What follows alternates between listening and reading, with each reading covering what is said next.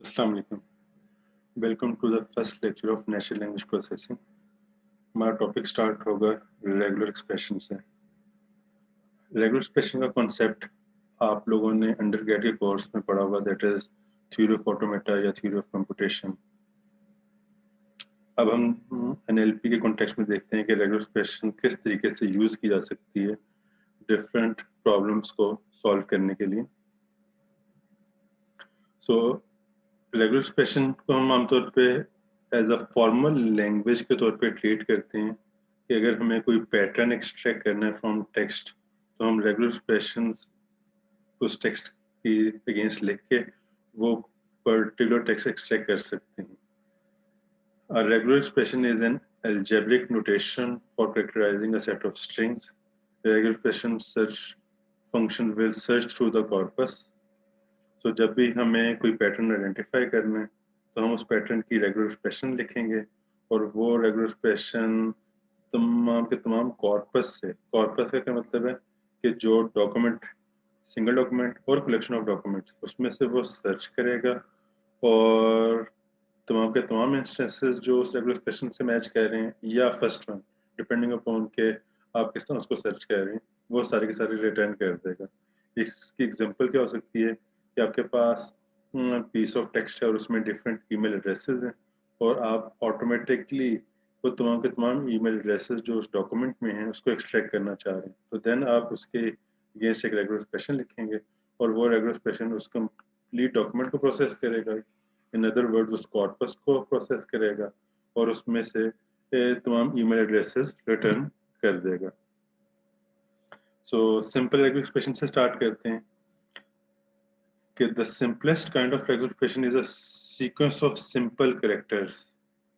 अगर आपने would chunk को सर्च करना है तो आप सिंपल वुड चंक लिखते हैं या वुड चंक्स लिखते हैं या कैपिटल वुड चंक लिखते हैं या कैपिटल वुड चंक्स लिखते हैं तो इस पैटर्न को एग्जैक्ट मैच कर लेगा। तो यहाँ पे अगर आप ऑब्जर्व करें तो आपको एक चीज नजर आएगी, जो regular expression are the case sensitive, it means के ये डिफरेंट रेगुलर एक्सप्रेशन होगी और ये डिफरेंट रेगुलर एक्सप्रेशन होगी। नेक्स्ट वीडियो में मैं आपसे टॉय एग्जांपल्स रन करके शेयर करूंगा तो आपको चीजें और ज्यादा क्लियर हो जाएंगी। So all of the aboves are the different regular expressions. जिस तरह आप यहाँ पे देखें, हमने एक सिंपल रेगुलर एक्सप्रेशन लिखी, ये एक कॉर्पस था या ये एक प्लेन टेक्स्ट था जिसमें से मुझे वुड चंक को एक्सट्रैक्ट करना था। मैंने उसकी रेगुलर एक्सप्रेशन लिखी और उसने उस पीस ऑफ कोड को मैच कर दिया।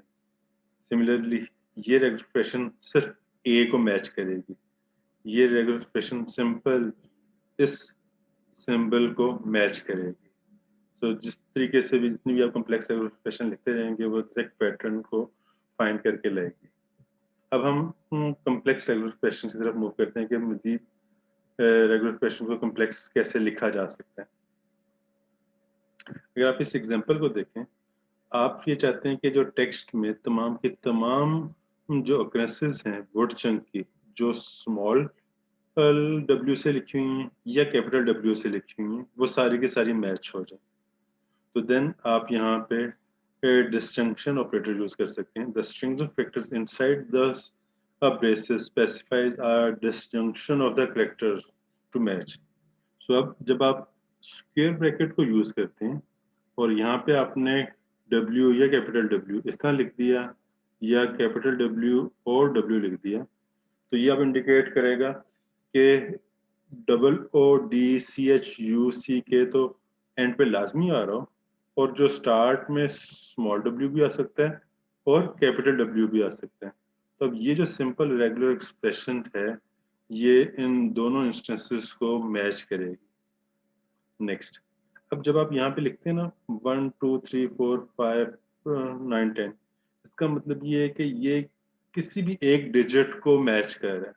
लेट्स से 1 लिखा हुआ है या 3 लिखा हुआ है, तो या फिर वो 1 को मैच करेगा या 2 को या 3 को या 4 को या 5 को या 6 को या 7 8 9 और 0 किसी एक को। सो जिस तरह यहाँ पे स्मॉल w या कैपिटल W में से किसी एक को मैच कर रहा है, जब आपने स्केल ब्रैकेट को यूज करते हुए ये चीजें लिख दी तो अगेन वो किसी एक को मैच करेगा।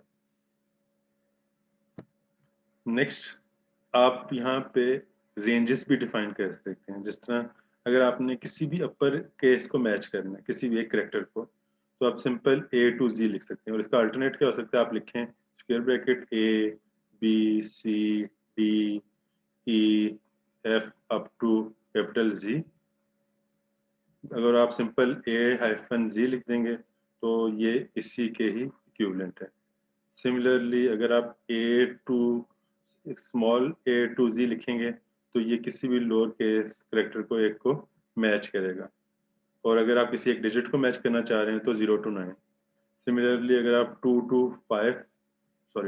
5 करेंगे तो ये ऑटोमेटिकली 2 3 4 5 इसके बराबर हो जाएगा। तो इस तरह की भी चॉइसेस यहाँ पे एग्जिस्ट करती हैं। अगर आप लिखेंगे 1 to 9 तो ये ऑटोमेटिकली इक्विवेलेंट हो जाएगा 1 2 3 4 5 6 7 8 9। नेक्स्ट है नेगेशन इन डिस्जंक्शन। सो कैरेट सिंबल के डिफरेंट पर्पसेस हैं। यहाँ पे जो उसका यूज किया जा रहा है दैट इज नेगेशन, कि जब भी कैरेट स्क्वायर ब्रैकेट के बिल्कुल स्टार्ट में आ रहा है तो ये इंडिकेट करेगा कि ये वाला जो सीक्वेंस है इससे मैच ना करे। मींस अगर यहाँ पे देखें, जब यहाँ पे लिखा हुआ है square bracket A capital A to Z means not an upper case letter. So upper case letter ये ना हो, बाकी उसके अलावा वो किसी भी एक लेटर से मैच कर दे। सिमिलरली जब यहाँ पे लिखा है square bracket caret capital S small s means कि ये ना ही कैपिटल S और ना ही स्मॉल s से मैच करे, इसके अलावा किसी भी कैरेक्टर से मैच कर दे। अब इसको जरा देखिए, जब ये कैरेट यहाँ पे आ रहा है ना तो ये इंडिकेट कर रहा है सिंपल कैरेट कैरेक्टर को। ये अब एज एन ऑपरेटर नहीं है। एज एन ऑपरेटर के लिए जरूरी है कि वो स्क्वायर ब्रैकेट के बिल्कुल स्टार्ट में है, तभी वो as an negation operator use होगा। अगर वो यहाँ पे आ रहा है तो यहाँ पे आप देखिए, जिस तरह आपने लास्ट स्लाइड में देखा कि अगर आप करते हैं ए और बी कि वो ए को मैच करे या बी को, या फिर जो आपने कैपिटल डब्ल्यू और डब्ल्यू देखा था तो इसी तरह यहाँ पे वो ई को मैच करेगा या कैरेट सिंबल को। अगर आप यहाँ पे कह देते हैं ए कैरेट बी तो यहाँ पे भी वो as an negation operator use नहीं हो रहा, बल्कि वो पैटर्न मैच करेगा ए कैरेट बी को। थोड़ा सा और देख लेते हैं डिस्जंक्शन हम कैसे अचीव कर सकते हैं। डिस्जंक्शन को अचीव करने के लिए हमारे पास पाइप ऑपरेटर भी एग्जिस्ट करता है, कि अगर हमें पता है कि वुड चंक का एक और नाम जो है वो ग्राउंड वुड चंक का एक और जो नाम है वो ग्राउंड हो गया, तो देन आप इस तरीके से पाइप सिंबल करके ये स्पेसिफाई कर सकते हैं कि चाहे ये मैच हो या ये मैच हो। सिमिलरली यूअर्स और माइंड, इन दोनों में से अगर आप किसी को मैच करना चाह रहे हैं तो आप इस तरीके से रेगुलर एक्सप्रेशन लिखें। लेकिन अगर आप ये कहेंगे कि ये अगर आप इस तरह लिखते हैं YOURSMINE तो ये इंडिकेट कर रहा है कि इन सारे करेक्टर में से किसी एक करेक्टर को मैच करना।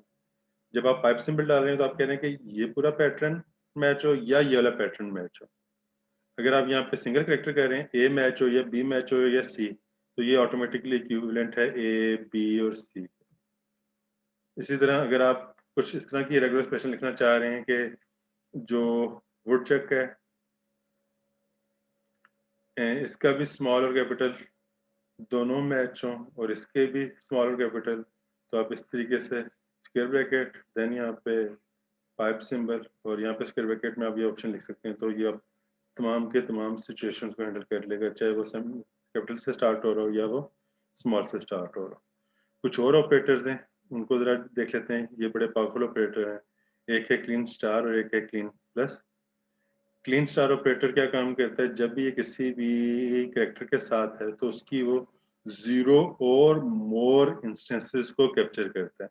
जीरो और मोर इंस्टेंसेस। और जब हम क्लीन प्लस की बात करते हैं तो ये वन और more occurrences of the immediately preceding character वाला रेगुलर एक्सप्रेशन।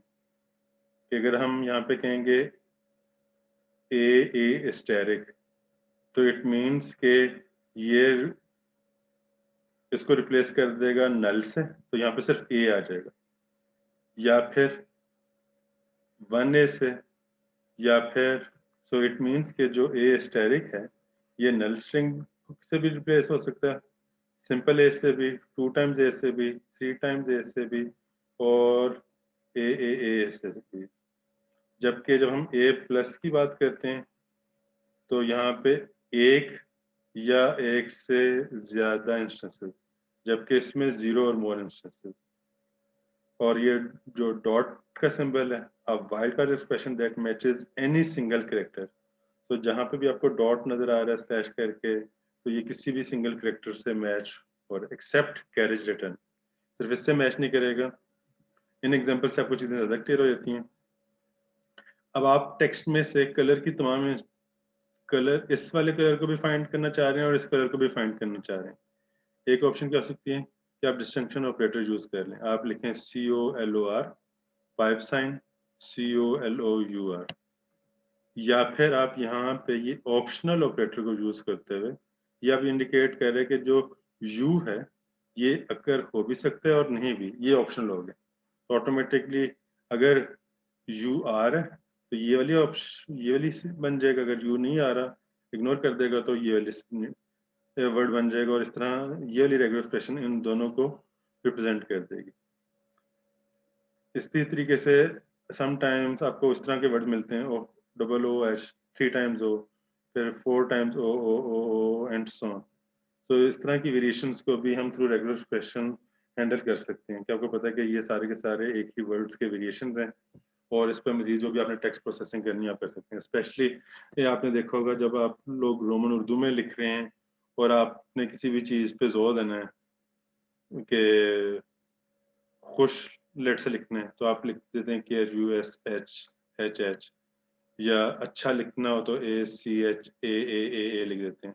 तो इस कहीं कोई ACHA लिख देता है, कोई ACHAA लिख देता है। तो आप देख सकते हैं कि इस तरह की रेगुलर एक्सप्रेशन से भी आप इन वर्ड्स की वेरिएशंस को हैंडल कर सकते हैं। सिमिलरली O प्लस एच करेंगे तो ये 1 और मोर इंस्टेंसेस को कैप्चर करेगा। अगर आपने BAA प्लस है तो इट मीन्स कि ये इसको भी मैच करेगा, इसको भी मैच करेगा, फिर B 4 टाइम्स A को भी मैच करेगा, एंड सो ऑन। स्टार्ट में B हो रहा होगा और उसके बाद जितने मर्जी A आ जाए। देन ये डॉट ऑपरेटर, आप देख सकते हैं कि यहाँ पे बिगिन, बिगन, इन सारी वेरिएशंस को हैंडल करने के लिए भी ये हम डॉट ऑपरेटर यूज कर सकते हैं। अब ये ऑटोमेटिकली इसको भी हैंडल कर लेगा, इसको भी मैच कर लेगा, ये डिफरेंट वेरिएशंस को मैच कर सकते हैं। सो एक और ऑपरेटर है दैट इज एंकर ऑपरेटर।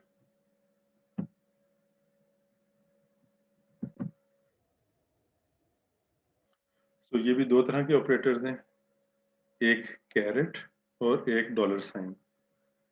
अगर आपने कोई भी वर्ड या पैटर्न इस तरह मैच करना है कि रिक्वायरमेंट ये कि वो लाइन के स्टार्ट में आ रहा हो, तो आप यहाँ पे कैरेट सिंबल को यूज करते हुए इस चीज को इंश्योर कर सकते हैं। सो अब आप देख सकते हैं कि एक सिंपल हमने कैरेट पढ़ा, फिर उसके बाद कैरेट स्क्वायर ब्रैकेट के बाद कैरेट आ रहा है, ये इंडिकेट कर रहे हैं निगेशन को। और अगर बिल्कुल स्टार्ट में आ रहा है स्क्वायर ब्रैकेट से तो ये रिप्रेजेंट कर रहा है लाइन स्टार्ट, मीन्स के लाइन का जो स्टार्टिंग है वो कैपिटल A to Z किसी भी कैरेक्टर से हो रहा हो तो तब वो मैच करे। जब आपने यहाँ पे लिखा कैरेट के स्टार्ट में कैपिटल A to Z और स्मॉल A to Z ना आ रहे हैं तो ऑटोमेटिकली वो इस चीज को मैच कर रहा हो।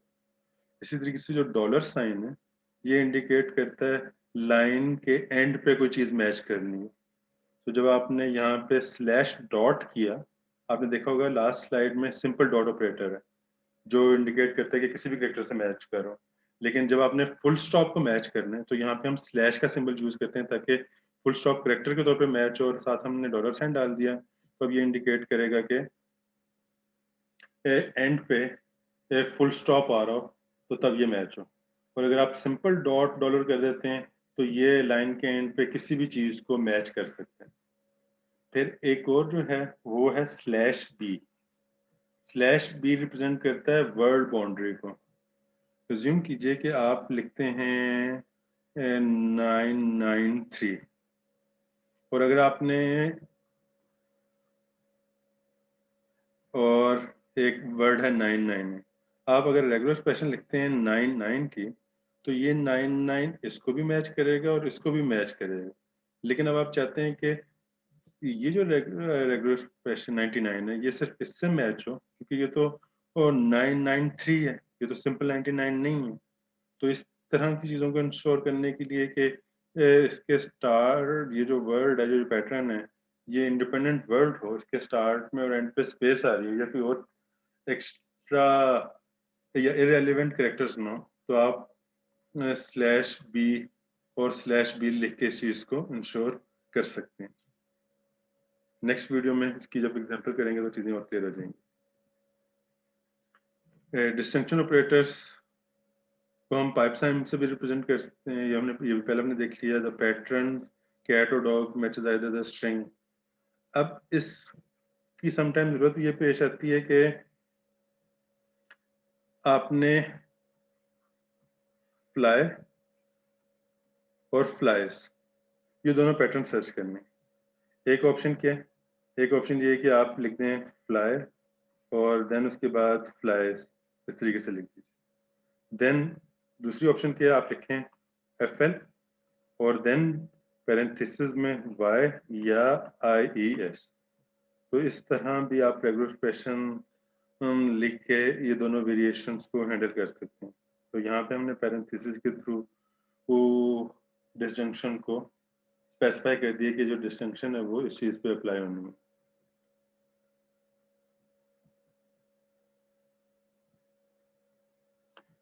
ये ऑपरेटर्स की प्रेसिडेंस है। सबसे हाईएस्ट प्रेसिडेंस पैरेंथेसिस की है, देन उसके बाद इनकाउंटर्स की है, उसके बाद ये जो सीक्वेंस इनकाउंटर्स हैं स्टार्ट में और एंड पे, और सबसे जो लीस्ट प्रायोरिटी है दैट इज डिस्टिंक्शंस की। ये कुछ एग्जांपल हैं कि अगर आपने दी को फाइंड करना है और आप उस दी को वर्ड को फाइंड करने के लिए अगर आप ये रेगुलर एक्सप्रेशन लिखते हैं तो इसके कुछ ड्रॉबैक्स हैं। ड्रॉबैक्स ये हैं कि ये कैपिटल डी या THE इस तरह की वेरिएशंस को हैंडल नहीं कर सकता। तो अगर इसको हैंडल करना है तो एक पॉसिबिलिटी है कि आपने कैपिटल T और HE कर दिया और उससे आपने स्पेसिफाई कर दिया। इवन देन इसमें प्रॉब्लम ये होगी कि आपके पास अदर्स या ये वाली पैटर्न्स वो मैच करना शुरू कर देगा। इस केस में THE मैच हो जाएगा और वो उसको रिटर्न कर देगा। जब आपको फिर अगर डी फाइंड करना है तो अपनी रेगुलर एक्सप्रेशन को मजीद कम्प्लेक्स करना पड़ेगा। तो आप देख सकते हैं कि जब आप रेगुलर एक्सप्रेशन लिखते हैं तो आपने ये दो चीज़ों का ख्याल रखना है। फर्स्ट वन के जितनी भी करेक्ट इंस्टेंसेस हैं वो सारे के सारे मैच हो रहे हैं, कोई मिस ना हो रहा। सेकेंडली कोई भी इनकरेक्ट इंस्टेंस उसके अगेंस्ट मैच ना हो। दोबारा सुनिएगा, जब भी आपने रेगुलर एक्सप्रेशन लिखनी है तो आपने इस चीज़ को इंश्योर करना है कि अगर आपने रेगुलर एक्सप्रेशन दी के लिखी है तो दी के अगर 1 2 3 4 और 5 इंस्टेंसेस हैं तो ये सारे के सारे मैच होने चाहिए। और अगर 6 7 8 9 10 ये इंस्टेंसेस नहीं है तो ये उसके अगेंस्ट मैच नहीं होनी चाहिए। अगर आप इस एग्जांपल में देखें, अगर आपने सिंपल ये रेगुलर एक्सप्रेशन लिख दी है तो ये इस वर्ड पे भी मैच हो रहा है, इस वर्ड पे भी मैच हो रहा है। So the process we just went through are based on the fixing of two kinds of errors. कि अब जब हम अपनी रेगुलर क्वेश्चन लिख रहे हैं तो हमारी ख्वाहिश ये होती है कि ये इन टू टाइप्स ऑफ एरर से अवॉइड किया जाए। पहला क्या है? Matching strings that we should not have matched. कि आपने THE लिखा और देयर भी आ गया, देन भी आ गया, अदर भी आ गया। इसको कहते हैं फॉल्स पॉजिटिव्स। फॉल्स पॉजिटिव का मतलब ये है कि एक्चुअली वो रिजल्ट नहीं आना चाहिए था, लेकिन हमारे एल्गोरिथम ने उसको पॉजिटिवली कंसिडर किया और रिट्रीव करके लाए। इसको हम टाइप 1 एरर भी कहते हैं। और जब हम अपने सिस्टम की प्रिसीजन को इंक्रीज करते हैं, तो इट मीन्स कि हम अपने सिस्टम के जो फॉल्स पॉजिटिव्स हैं उनको मिनिमाइज कर रहे हैं। सेकेंड टाइप ऑफ एरर क्या है, जिसको हम टाइप 2 एरर भी कहते हैं, not matching thing that we should have matched. कि अगर आपने सिंपल ये वाली आर लिख दी और टेक्स्ट में DHE इस तरीके से भी था, तो अब क्या होगा, ये वाली आर इससे मैच नहीं करेगी। तो ये है फॉल्स नेगेटिव। कि हमारे एल्गोरिथम ने या हमारी रेगुलर एक्सप्रेशन ने एक जो एक्चुअली पॉजिटिव था उसको रिट्रीव ही नहीं किया, मैच ही नहीं किया। So not matching thing that we should have matched, ऐसे चीजों को जिनको मैच होना चाहिए तो उनको मैच ही नहीं कर रही हमारी रेगुलर एक्सप्रेशन। सो इनको हम कहते हैं फॉल्स नेगेटिव। और जब हम अपने फॉल्स नेगेटिव्स मिनिमाइज करते हैं, तो इट मीन्स कि हम अपने सिस्टम की जो रिकॉल है उसको इंक्रीज कर रहे हैं, और ये है टाइप 2 एरर। सो बहुत ही simple, false positive type 1 error है, फॉल्स नेगेटिव टाइप 2 एरर है। P से आप याद कर सकते हैं कि फॉल्स पॉजिटिव है तो इससे प्रिसीजन इंक्रीज होगी अगर हम फॉल्स पॉजिटिव को कम करेंगे, और दूसरे वाले केस में हमारे पास जो रिकॉल है वो इंक्रीज होगी। तो इसी चीज को जरा डिफरेंट तरीके से समराइज किया जा रहा है। In NLP we always dealing with these kinds of errors, reducing the error rate for NLP often involves two वो स्ट्रेटजीज होती हैं, या दो हमारे में, इंक्रीजिंग एक्यूरेसी या प्रिसीजन, या इंक्रीजिंग कवरेज या रिकॉल। तो ये हमारा ऑब्जेक्टिव है, आमतौर पर होता है। सो कुछ और हम डिस्कशन कर लेते हैं। हमारे पास और डिफरेंट ऑपरेटर्स हैं। अगर आप सिंपल स्लैश डी यूज कर लें या स्क्वायर ब्रैकेट 0 1 to 9 यूज कर लें, तो ये दोनों एक दूसरे के इक्विवेलेंट हैं। अगर आप ये तमाम के तमाम कोई ऐसी रेगुलर एक्सप्रेशन लिखना चाह रहे हैं जिसमें डिजिट्स मैच ना हो, तो आप या फिर कैपिटल डी लिख लें या फिर रेगुलर एक्सप्रेशन इस तरीके से लिख लीजिए। आप तमाम के तमाम अल्फा न्यूमेरिक और अंडरस्कोर कैरेक्टर्स को मैच करना चाह रहे हैं, तो आप रेगुलर एक्सप्रेशन इस तरह लिख लें या स्मॉल w के साथ, या उनका आप नेगेशन करना चाह रहे हैं तो कैपिटल W। सिमिलरली आप तमाम वाइट स्पेसेस को मैच करना चाह रहे हैं, space, carriage return, tab, new line, तो आप स्लैश एस से, स्मॉल एस से कर सकते हैं। और अगर आप इनको मैच नहीं करना चाह रहे तो आपके पास ये वाला ऑपरेटर है। सो स्टैटिक इंडिकेट कर रहा है 0 और मोर occurrences को, प्लस इंडिकेट कर रहा है 1 और मोर, क्वेश्चन रिप्रेजेंट कर रहा है एग्जैक्टली 0 और 1 मीन्स ऑप्शनल, जो हमने एग्जांपल डिस्कस की थी COLOUR की। तो ये जिसके साथ भी हो वो ऑप्शनल हो जाता है। देन अगर आपने किसी करेक्टर के साथ ए करली ब्रेसेस 3 लिख दिए, तो इट मीन कि ये आप एग्जैक्ट 3 एज को मैच करेगा। An occurrences of the previous character और एक्सप्रेशन, कि अगर आपने ए बी के साथ करली ब्रेसेस 3 लिखा है, तो ये इस पूरी एक्सप्रेशन के मैच करेगा, ए बी। फिर इसी तरीके से n, m रिप्रेजेंट करता है from n to m occurrences। आपको लगता है कि अच्छा a की जो occurrences है ना वो 2 से लेकर 10 तक हो सकती हैं, तो देन आप a करली ब्रेसेस 2, 10 लिख देंगे, तो ये चीज इसके थ्रू हैंडल हो जाएगी। समटाइम्स आपको पता है कि मिनिमम इतनी occurrences और आपके पास मैक्सिमम रेंज नहीं पता, सो एटलीस्ट m। तो आप ये भी कर सकते हैं कि ए करली ब्रेसेस एटलीस्ट 3 ए मैच हो और बाकी जितने मर्जी आ जाए, तो ये 3 और 4 5 up to infinity A's match कर सकते हैं। सिमिलरली आप मैक्स रेंज भी बता सकते हैं। आप कहते हैं कि ए अप टू 3 एज मैच करो, तो आप ये नोटेशन को यूज कर सकते हैं। अगर आपने स्टैटिक इटसेल्फ को यूज सर्च करना है या डॉट को यूज करना है या क्वेश्चन को, तो हम स्लैश ऑपरेटर को यूज करते हुए इन वर्ड्स को यूज कर सकते हैं। इसी तरीके से अगर आपने न्यू लाइन के लिए करना है तो आप स्लैश n करेंगे। खाली एन करेंगे तो एन करेक्टर को यूज ढूंढेगा, खाली सिर्फ टी लिखेंगे तो वो टी करेक्टर को ढूंढेगा, लेकिन अगर आप टैब को सर्च करना चाह रहे हैं तो स्लैश टी लिखें। सो होपफुली आपको चीजें क्लियर हो चुकी होंगी, कोई क्वेश्चन हो कोई कंफ्यूजन हो तो आप पूछ सकते हैं। थैंक यू, अल्लाह हाफिज़।